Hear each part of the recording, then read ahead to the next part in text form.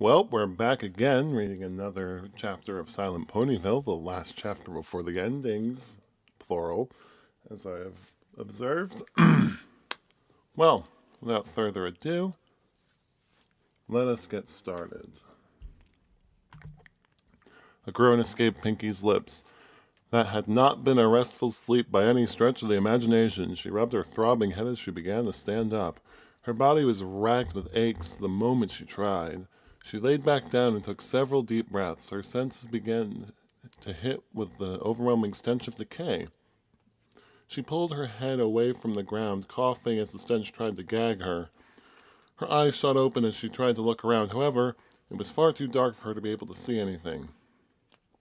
She fumbled around in her backpack, reaching for her lantern before pulling it out and turning it on. The floor she sat on was a mess of rotten wood and grime. The normal pristine floors of Sugar Cube Corner had become the otherworldly, from one with the other world now. She lifted her head up and took a look around, seeing the walls and the furniture were also rotting away. Bodies of ponies hung from the corners of the room. Bad confectionaries were placed on various counters of the shop. Pinky quickly turned her head away, closing her eyes from the images. She had just seen so much of it already, yet it still wasn't any easier to see any of this. She had kind of wished that the waking up would make the whole place go away, as if it were just some bad dream.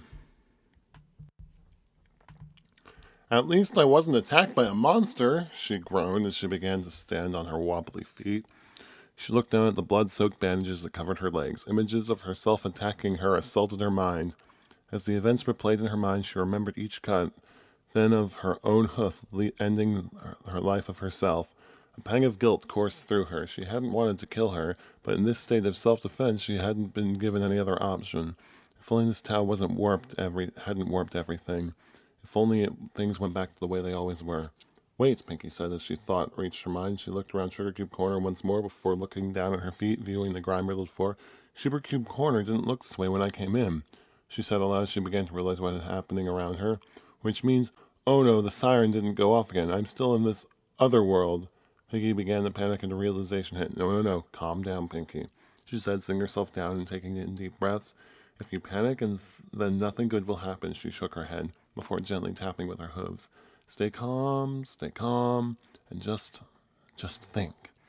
Her heartbeat began to slow as she managed to rationalize with herself. Okay.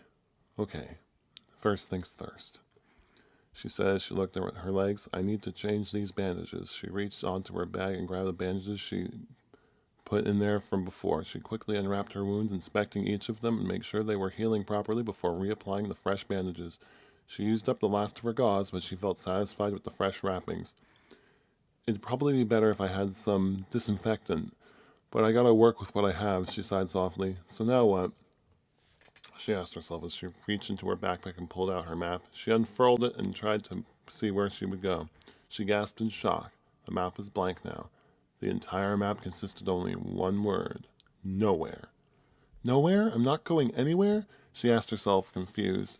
She pressed against the map, looking for any clue as to what happened to the old one, but there were no clues to be had. Letting out a defeated sigh, she placed the map back into her bag. I guess I should get a look at my surroundings before I decide where to go next. She softly gulped down a bit of anxiety. She wasn't sure what to expect outside. The siren hadn't turned the world back to normal. All right, you've been through a lot already, Pinkie Pie, but you can handle this, she softly motivated herself. As she gripped the lantern in her mouth, standing up, she headed for the door and softly pushed it open, expecting a blast of cold air. Walking out of the store, she found that all of Ponyville had succumbed to the other world. The entire street was paved in a rotten floor, littering with holes that showed metal framing that had held together above a bottomless pit. The houses had mutated into decrepit, rust-colored shacks that were falling apart at the seams. The fog still only illuminated part of the town, but was now black as the sky. The only light that penetrated the area was that which came from her lantern. She carefully looked around before stepping down into the front steps of the shop. She hadn't had any idea where she should go head first. The other version of herself hadn't dropped any clues, and she didn't want to go back in to find out. Suddenly, a loud thud hit her ears as the ground shook silently. She looked around carefully. As another tremor passed through, a few pebbles shaking at her lips, Pinky's heart began to race. She had no idea what this meant, but it couldn't be anything good. She looked around, trying to find the source of the rumbling. Grrr, came the groan of a monster Pinky had become familiar with. She quickly turned her head in the direction of the phonograph and began to pick up the sound of static. Coming slowly out of the darkness was a groaner, howling its way slowly towards her. There's no way he's the source, the thoughts ran through her head for a moment, when suddenly she picked up a deafening by a loud roar that cut through the foggy air. The rumbling picked up speed as if the source was now running. Pinky took a few steps away from the groaner, but not sure what she could do. Rrrr! The groaner groaned as if it tried to move faster. Pinky couldn't help but notice that it looked as if it was trying to escape. But escape from what? Rrrr! The groaner let out a final cry of pain as from the darkness a massive mouth appeared, biting into the creature, taking it in one bite. It swiveled its head back before the chomping groaner in a single bite. Pinky stared in shock as a giant monster before her. It was a single body, a large mouth in its front with no eyes. Its skin was curved and pinks running straight back. Large muscular legs held up its entire frame. It was as if someone had taken off a pony's head and neck and put a giant mouth at its body. It stood as tall as a dragon. It let out another roar that knocked Pinky back to her senses. It had finished its meal and was looking for its next one. Pinky turned on her heels and ran with all her might. The creature let out a roar as it began to chase. Every stomp of its legs shook the ground under her hoofs. Her heart was pounding as she tried her best to run. She constantly felt her hooves about to slip from the shaking ground as she panted like crazy, rushing air into her lungs. She felt and heard the massive thud behind her. She looked over her shoulder and saw that the creature had tried to bite down on her. Its head crashed into the floor. It quickly pulled its head out, letting out a pained roar as it began to run again. She watched it run, its loud thudding feet doing its best to keep up with her. However, it was slower than her, and she knew it. This thing wasn't nearly as fast as the last thing that chased her before. Confidence built inside her. She turned to the road ahead of her. She made a quick turn, noticing the path ending before her. She ran quickly, looking behind her as she saw the creature run straight into the buildings, letting out another pained roar. I can do this. I can outrun this thing, she thought to herself. She felt the confidence skyrocket. She didn't know what it was, but she knew she could outrun it. She looked ahead and saw the rotting town pass her with every hoof step. But where do I outrun it to? She asked herself, not sure of that answer. She heard it let out another roar and groan, and as the tremors under her legs began once again. It was coming after her again, but it didn't seem too bright. It was a thing to be feared. It could eat her, and if she wasn't careful, but she could get away from it. She quickly made the turn around another bend, increasing the distance from the creature. Her attention was caught by what she saw in the distance. It looked as if a giant gate of metal bars had been erected in the middle of the world, cutting off one half the world from the other. As she ran towards it, she could tell it stretched up into the sky, but she couldn't see where it ended. She looked behind her. The pink monster was slowly starting to catch up as it mashed its jaw and roared for her blood.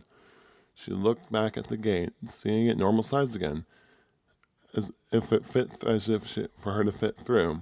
She kicked herself into high gear and charged straight for the door. She slipped through with ease and quickly slammed it shut behind her. She stared through the metal bars at the creature running straight towards the gate. She panted and watched it charge with all its might straight forward. It crashed loudly against the gate, letting out a wild roar as it came to an abrupt stop. The gate was strong enough to hold it back. It let out another roar as it stepped backwards, rushing straight into the gate again. The bars bent slightly, but held strong.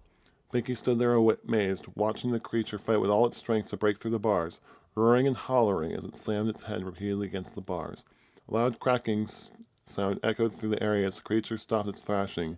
It let out grunts as it tried to figure out what the sound meant before it crashed its head once more into the gate. A loud crack sounded again as the large creature found its hind leg through the floor. It began to let out a frantic roar as it thrashed about, trying to get its foot free. The ground below it cracked and gave way. The creature roared as it clawed through the metal gate for support. Its giant form soon fell through the ground, its loud roars disappearing into the dark sky as it fell into a bottomless pit. Pinky slowly walked towards the area that he had crashed into the gate, peeking her head down towards the bottomless pit. The creature had fallen. It was nowhere to be seen or heard anymore.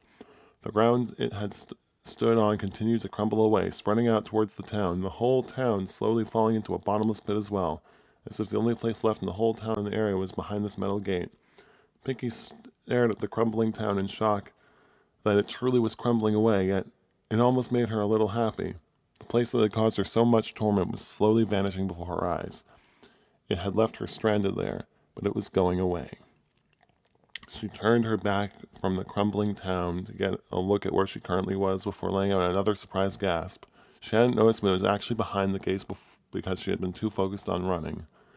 The dirt before her was littered with rocks of all sizes, spread out as far as the eye could see. In the center of it all, the rocks was a wooden house, small but quaint with moderate windmill. It was the farm, the place she had lived and grown when she was a foal. The farm?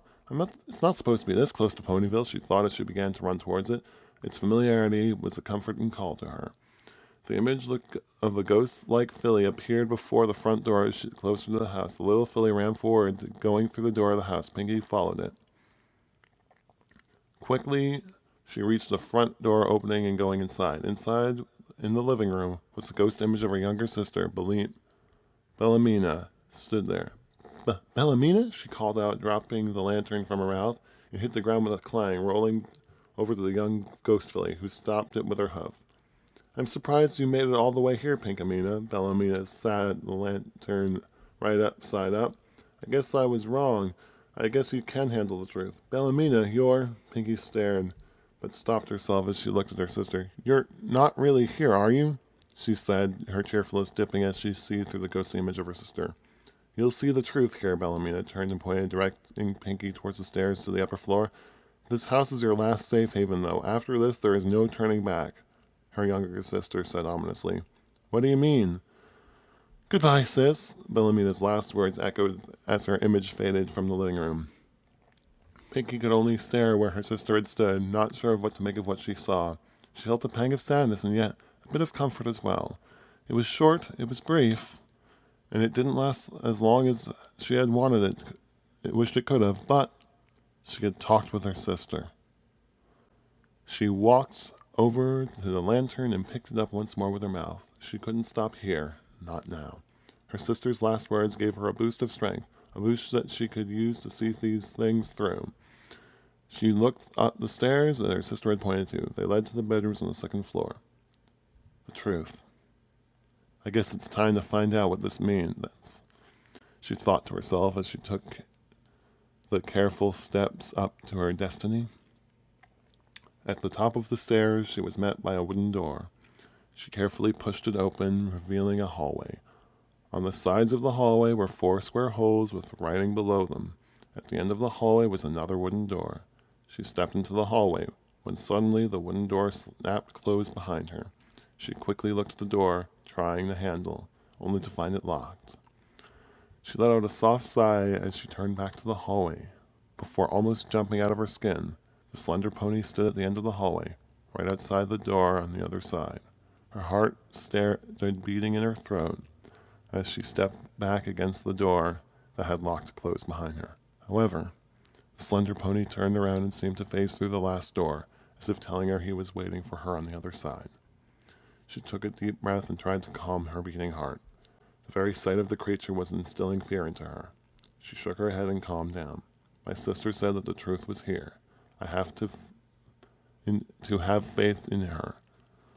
Pinky got back on her hooves, stepping forward slowly. She said I was ready for it. I've managed to come through this far and through hell and back. I can handle this. She took a deep breath as she turned to the first hole in the wall, reading the words written under it. Eyes gleamed over, it stalks before striking, its tail wags in anticipation.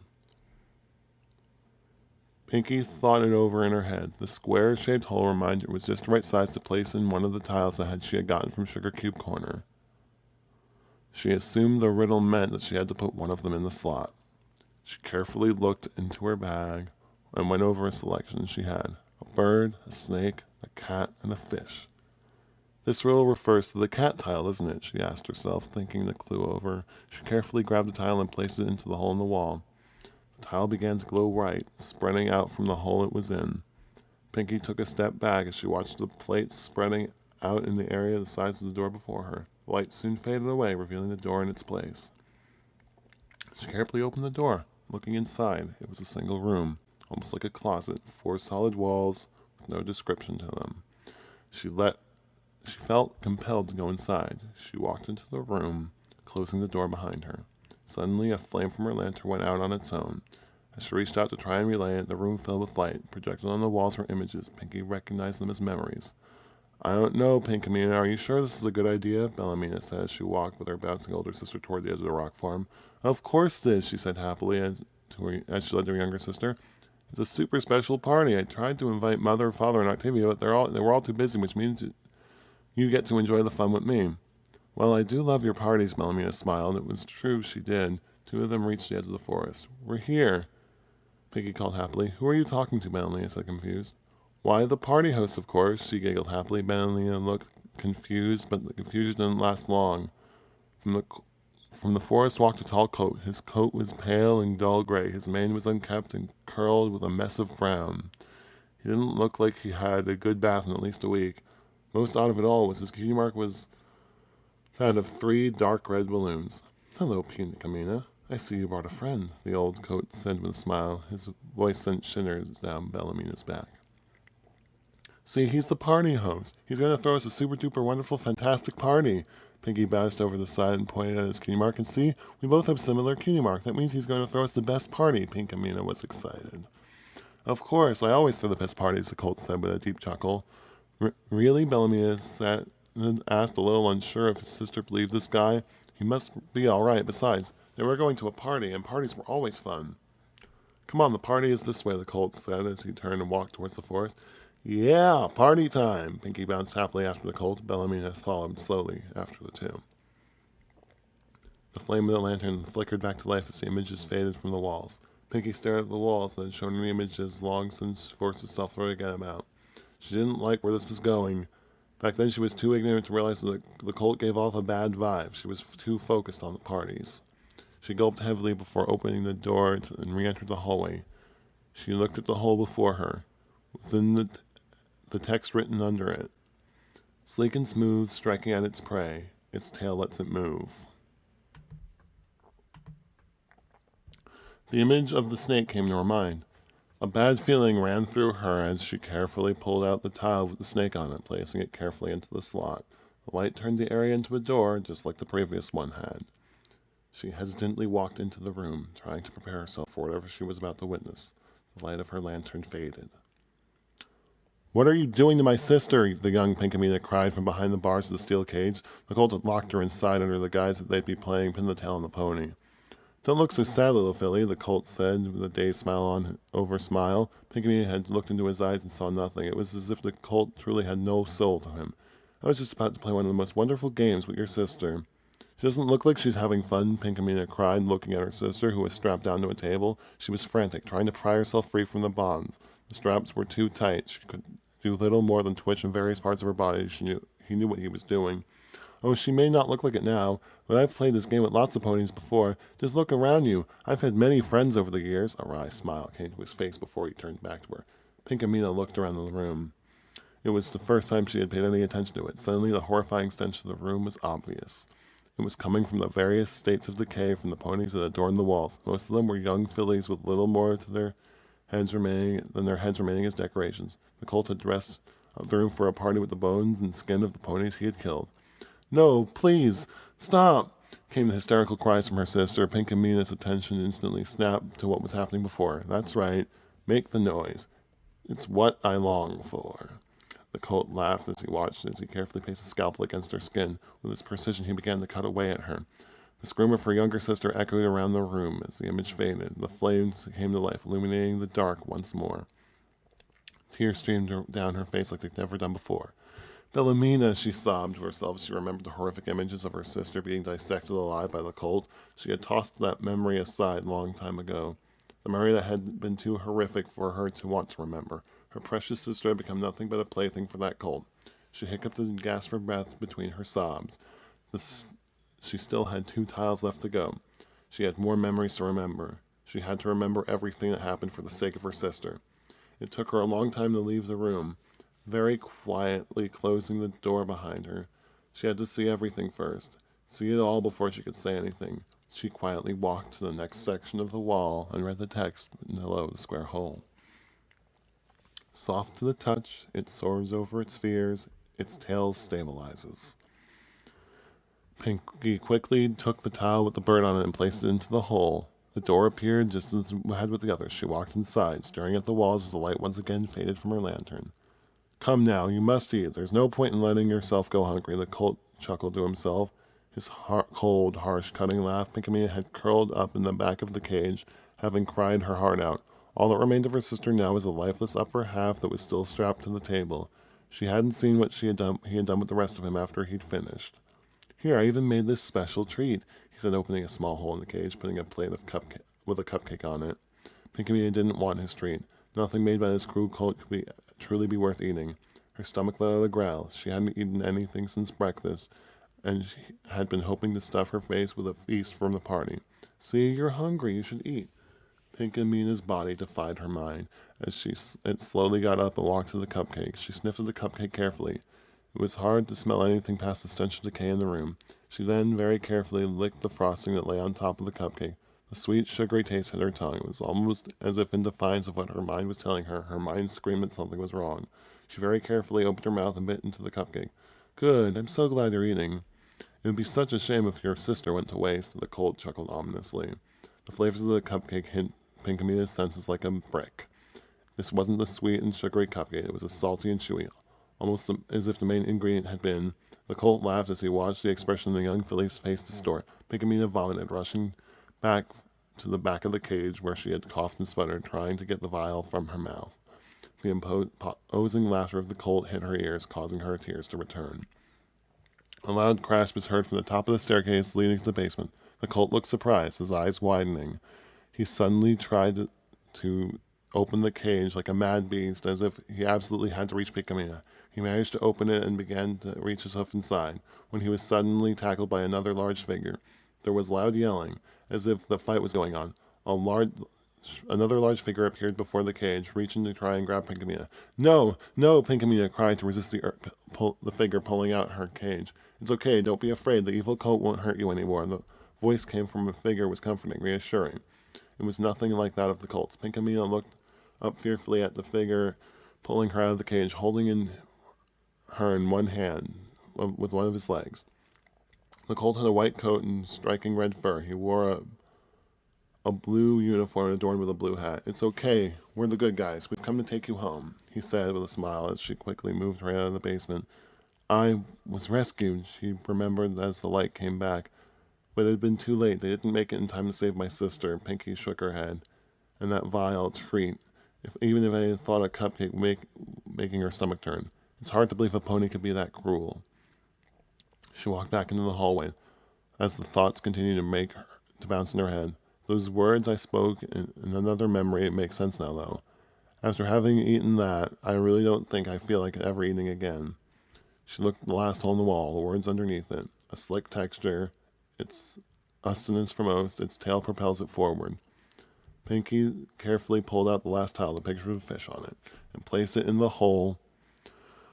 She carefully wiped away the tears forming in her eyes as the door appeared. She carefully walked through, seeing the last hidden memory had to offer.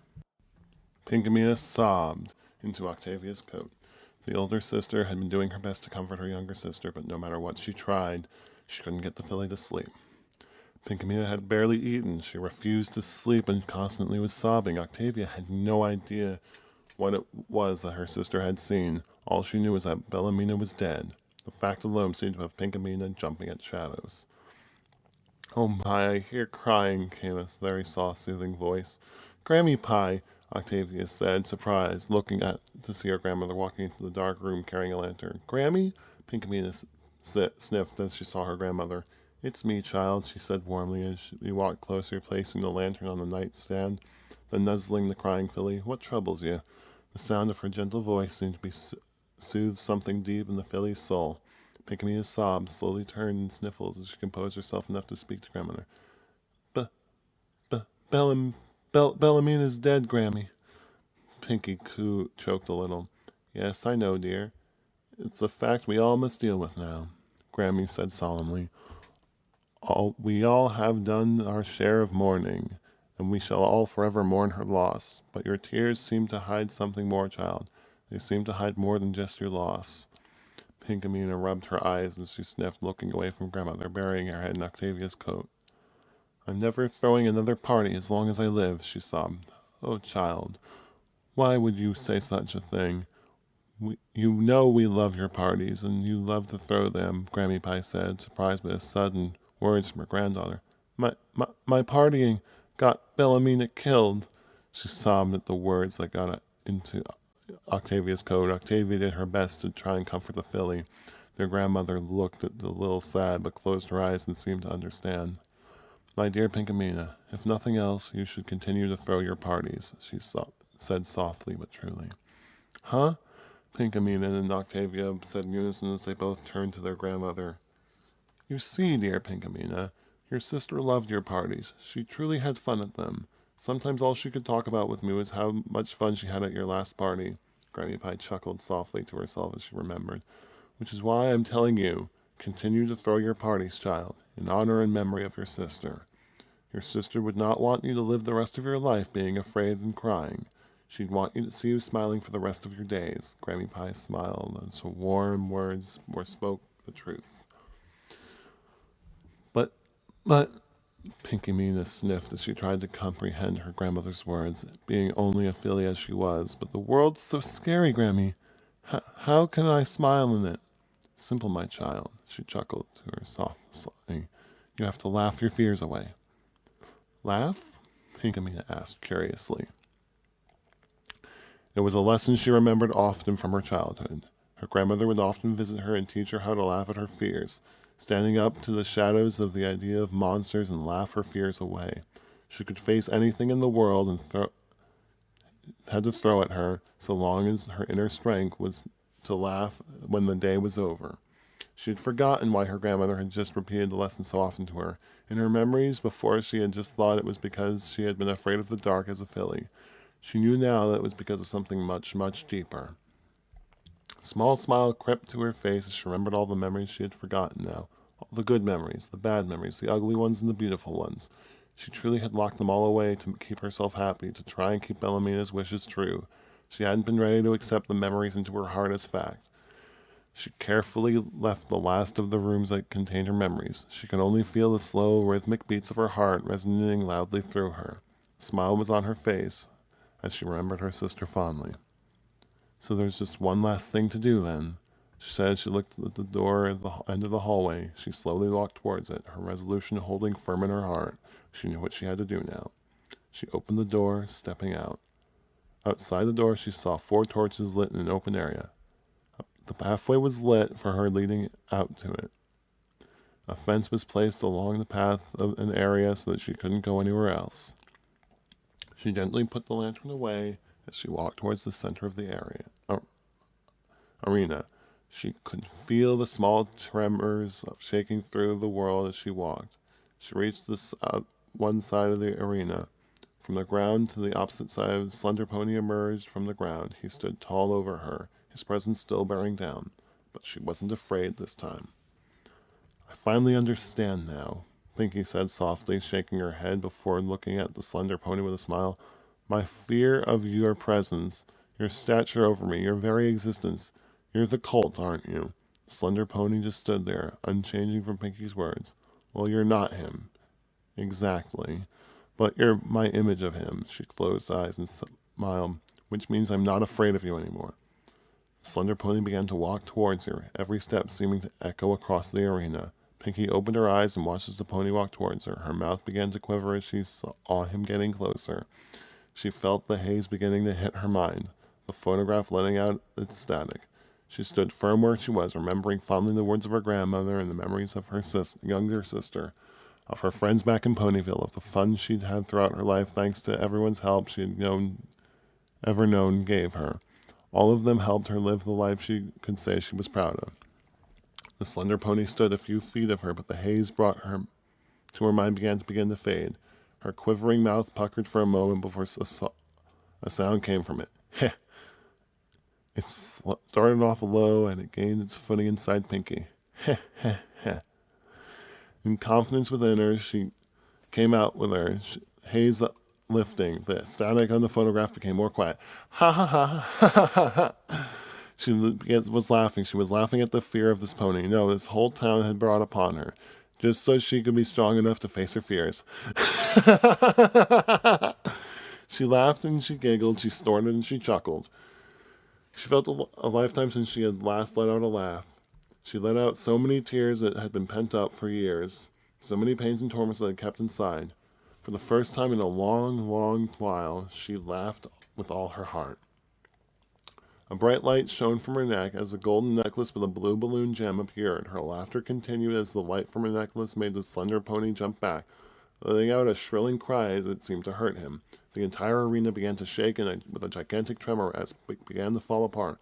All the scenery around her began to fade into the bottomless pit that lay beneath them. The entire world was crumbling and shattering around them.